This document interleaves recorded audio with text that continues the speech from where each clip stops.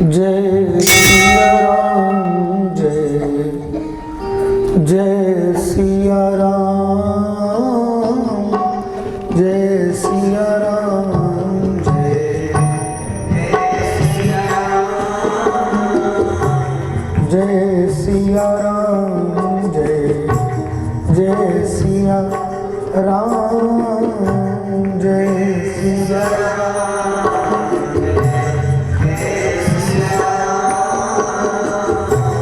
राधे श्याम जय श्याम श्याम, राधे श्याम जय श्याम श्याम, राधे श्याम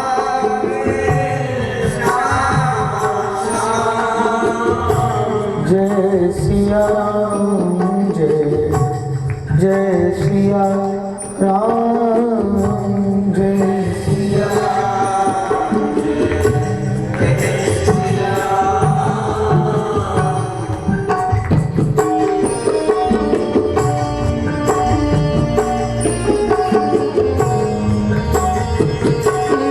मंदिर सुरभि बाऊ, हर्षित सुर संतन मन चाऊ, शीतल मंद सुगंध आ, हवा बह रही है। और भगवान कैसे पधारे, तो गोस्वामी जी की लेखनी चल रही है, भय प्रगट कृपाला। ये प्रकट होने वाला कोई साधारण नहीं है, ये प्रकट होने वाले कृपालु हैं। दीनों के नाथ हैं, दीन दयाला। भगवान दीनों के हैं, कौशल्या हितकारी। भगवान पहले इतना स्वरूप बनाया, भगवान छोटे बनो तो सुन बचन सुजाना, रोदन ठाना, रोने लगे। टीकाकार कहते हैं कि भगवान स्वयं रो रहे हैं। वात्सल्य ऐसा होता है। और दौड़ी दौड़ी ये सखी चली जा रही है कि खबरिया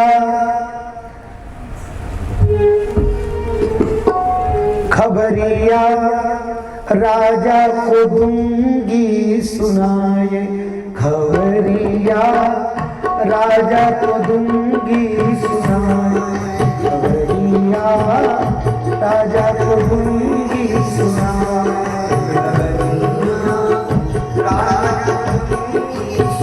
क्या सुनाएगी? जो निधि पाई कौशल्या ने, जो निधि पाई सुभुवन में नाई, खबरिया राजा को दूंगी सुनाए, खबरिया खबरिया राजा को दूंगी सुनाए, खबरिया राजा को दूंगी सुनाए।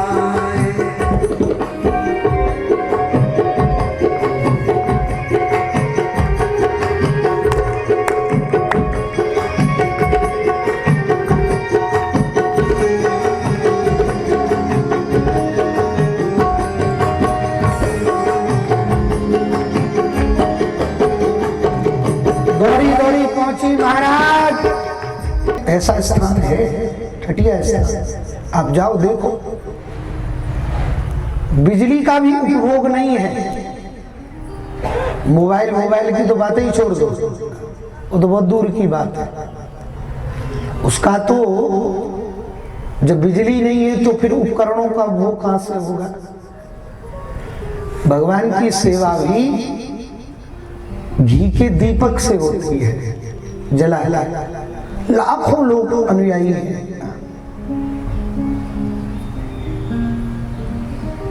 और क्या दिव्यता है महाराज, ऐसा नहीं महात्मा नहीं है। अब जो आधुनिकता का उपयोग कर रहे हैं वो भी अच्छा है, जिसको जो अच्छा लगे। मेरा कहने का आशय है,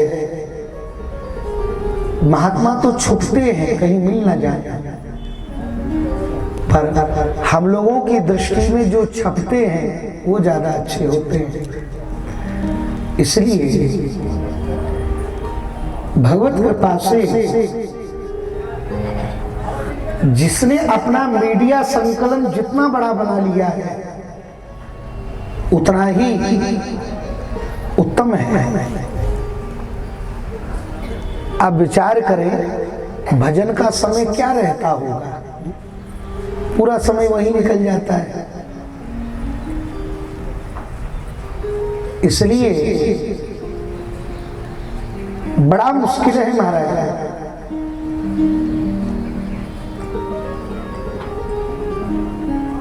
इसलिए संन्यास धर्म बहुत सहज नहीं है,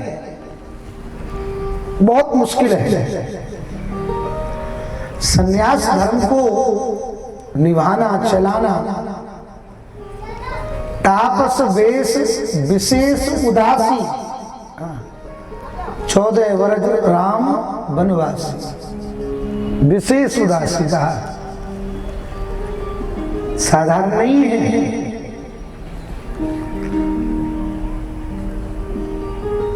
इसलिए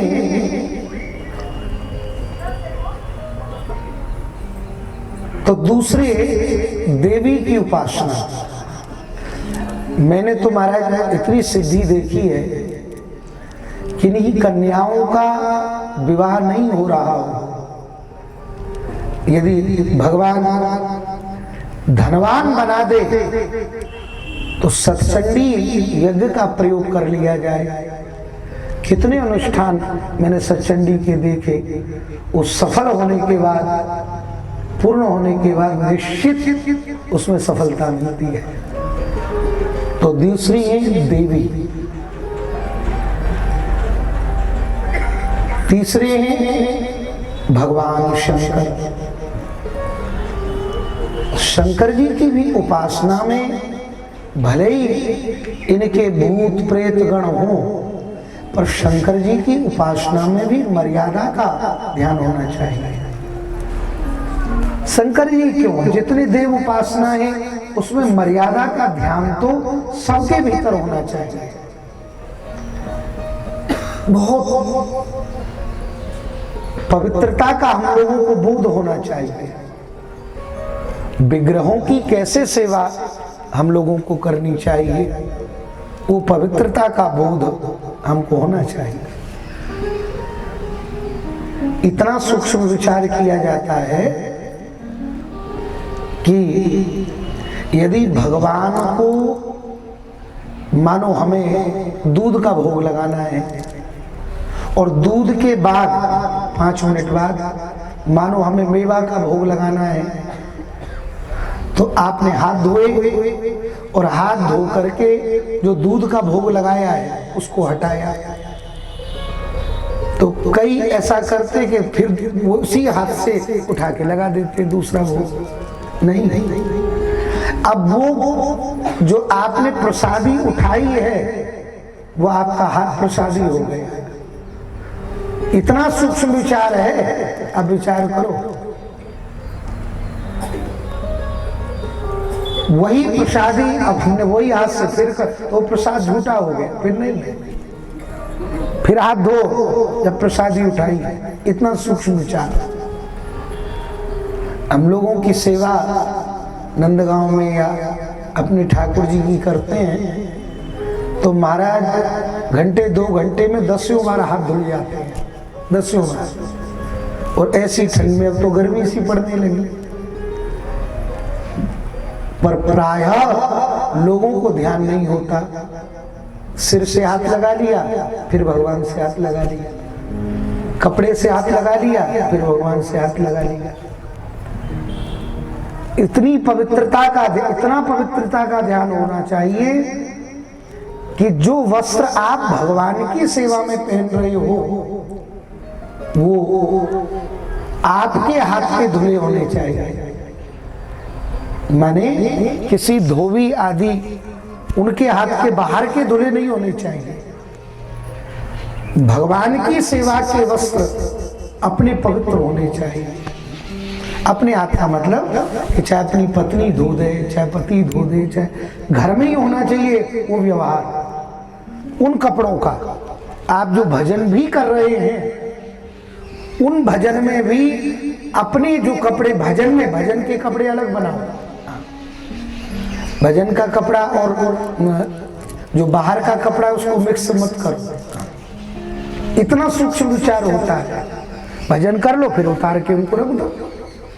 फिर कोई नित्य धोने की जरूरत नहीं। आपने भजन में पहना है तो उतार के रख दो, फिर दूसरे दिन पहन लो। 2-4 दिन में गंदे हो तो फिर धो लो। तो कहने का मेरा आशय है कि इतनी पवित्रता का विचार किया जाता है भगवान की सेवा में। तो भगवान शंकर तीसरे देवता, चौथे देवता भगवान,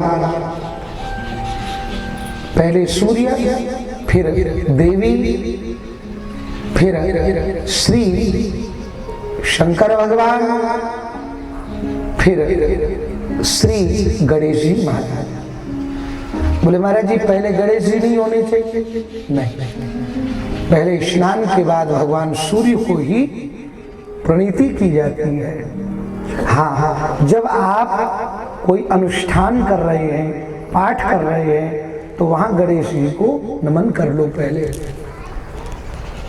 तो चतुर्थ रूप में श्री गणेश जी महाराज, और गणेश जी भी बड़े अद्भुत हैं, अद्भुत। शरीर इनका स्थूल है, ज्यादा दौड़ भाग नहीं होती, पर श्री गणेश जी बुद्धि के स्वामी हैं, अद्भुत हैं। इसलिए महाराष्ट्र में तो जो गणेश उपासना होती है वो अद्भुत है।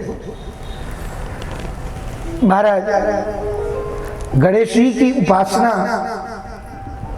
बड़े उत्तम तरीके से, बंबई में गए तो वहां गणेश जी का बड़ा सुंदर मंदिर बना है और बड़े इष्ट के रूप में श्री गणेश जी को मानते हैं। तो श्री गणेश जी महाराज बुद्धि के दाता। गणेश जी तो ऐसे हैं, यदि आप कोई पूजन क्रम करने जाओ, पाठ करने जाओ, अनुष्ठान करने, यदि गणेश जी को न मनाओ तो रुष्ट हो जाए। कितने प्रसंग हैं। देवासुर संग्राम के प्रसंग में ही जब मद्राचल पर्वत को लेकर जाया गया तो राक्षस लोग मद्राचल पर्वत को लेकर गिर पड़े नीचे। ऐसा क्यों हुआ?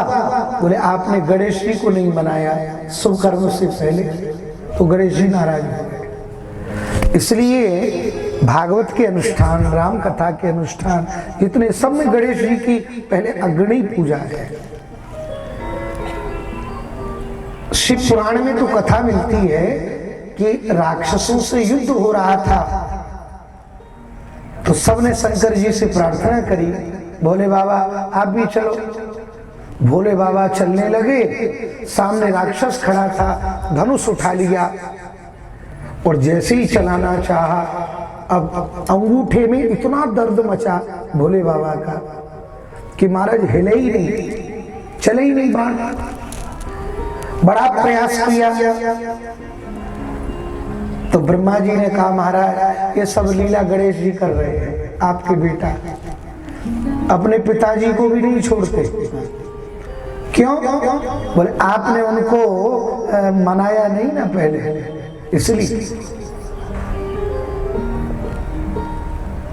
गणाधिपति हैं श्री गणेश जी, गणों के मालिक हैं, इसलिए चतुर्थ रूप में श्री गणेश जी हैं और पंचम देव के रूप में भगवान नारायण हैं। इसलिए ऐसे भगवान नारायण की उपासना करें पांचवें देव के रूप में। अब आप कहेंगे तो पांचों की पूजा बराबर करते जाए। अब यदि मानो आधा घंटा हमको एक देवता की पूजा में लगता हो, अब आधा घंटा सब में लगाएंगे तो कम से कम 2.5 घंटा तो लग ही जाएगा। तो पांचों देव की पूजा, ये लोग 1 घंटा भी करते हैं देवता की पूजा, तो पांचों देवता की पूजा महाराज यदि 4-5 घंटे लगे तो गृहस्थ हैं हम लोग, काम तो गड़बड़ी हो जाएगी।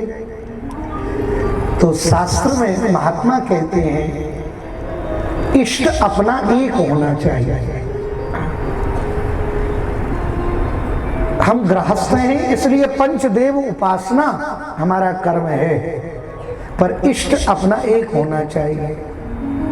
तो अब मानो जैसे हमारे इष्ट भोले बाबा हैं, तो भाई सूर्य को जल दे दिया, कितना समय लगा? 2 मिनट। उसके बाद में महाराज श्री देवी जी को प्रणाम कर लिया, उसमें कुछ अर्पण कर दो चाहे। ऐसे देवी जी को नहीं प्रणाम कर सकते तो भोले बाबा करो, वहीं पार्वती मैया बैठी है उनको भी कर दो। यदि आप कृष्ण के उपासक हैं तो मुख्य बिंदु में आप भगवान कृष्ण को, माने नारायण का अर्थ है उनसे संबंधित जितने देव हैं, माने राम कृष्ण आदि आदि,